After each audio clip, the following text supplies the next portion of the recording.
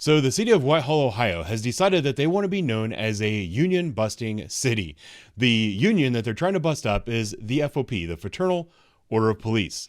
The first thing that they did to try to bust up the union was they started putting pressure on and firing officers that became union reps. That happened last year. The thing that they're doing this year is they're trying to block emails from members of the FOP to city officials, because these members of the FOP are trying to address labor disputes with people like the city attorney's office, members of city council, that sort of thing. In a recent city council meeting, the city attorney came forward and said, "Hey, listen, mayor, this is unconstitutional. You can't do this." I've got the actual video from the meeting. I'm going to play it for you now. Sit back, relax, and enjoy watching one of the most incompetent city administrations I think I've ever seen. So when I'm looking at the cases I've seen, I guess the best analogy I could come up with is blocking emails is from a particular group is no different than council saying we have poll public and everybody can come up and speak except people from that certain group. It is the same type of analysis. So I don't know, Mayor, I asked you to send me the stuff on the grievance that they filed. I didn't get anything. And if you have case law to support banning from the FOP, I'm happy to look at it and see if it changes. But based on what I have and know at this time, the ban violates the First Amendment. Yeah. And so, I'll wait. And so there isn't a lawsuit at this time. So if it changes, it would be what we'd call a de minimis violation. There's not a lot of damages, so it remedies itself.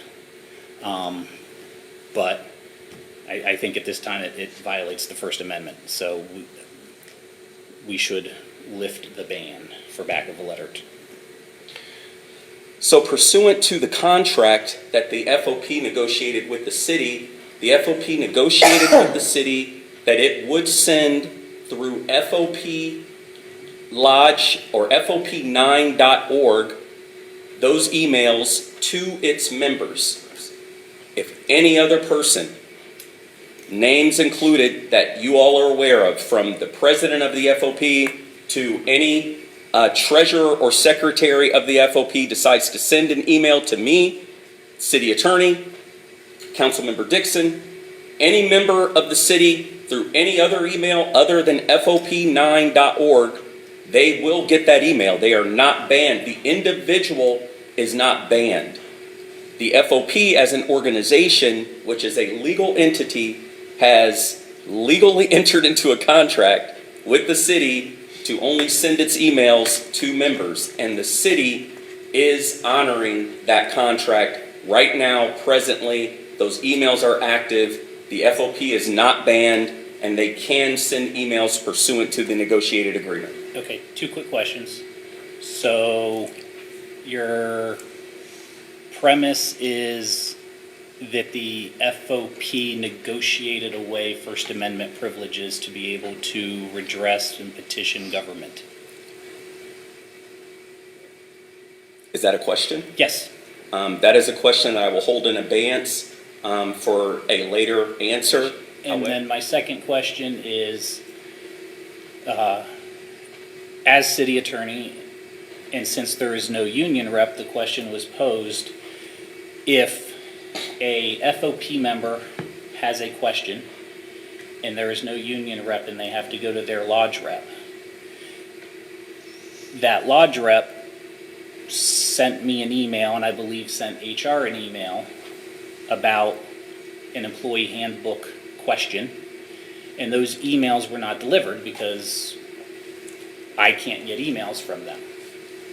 How is that to be addressed? It should be addressed pursuant to the contract, which also talks about who will be and who shall be designated as a lodge rep, which is a discretionary matter within the contract. So once again, I would ask that this discussion be handled in an attorney-client privileged communication, notwithstanding There are several lawyers that are involved, not only our lawyer, not only you, but also opposing counsel for the FOP Lodge 9.